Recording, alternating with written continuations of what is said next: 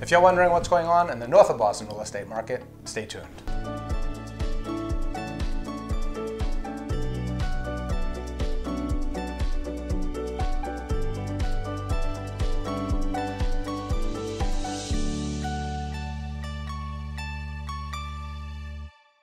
Hello, my name is John from the Ternullo Team at Leading Edge Real Estate, and we're taking a look at single-family homes sold in Middlesex and Essex counties, and we're comparing January of 2024 to January of 2023. So the total number of active properties dropped by 16.5%. The lack of inventory has remained a problem and has really been tipping the scales in terms of supply and demand. The total number of homes sold, now in Middlesex County, even though there were less homes on the market, they still sold approximately 415 to 420 homes, which was very similar to what they sold last January. Now in Essex County, again, even though there were less homes on the market, that number actually jumped up by approximately 22%. And they went from approximately 200 homes sold to 250 homes sold. Days on market last month was approximately 40 days. Now there are a lot of homes out there selling within a week with multiple offers. However, there are still a lot of homes out there sitting on the market, and I believe a lot of that has to do with pricing. You see, in a typical market, a seller would usually list their home for what they thought would be a fair price to sell it at, which is usually somewhere close to what their neighbor sold for. But in today's market, it's critical that the seller not only look at what their neighbor sold for,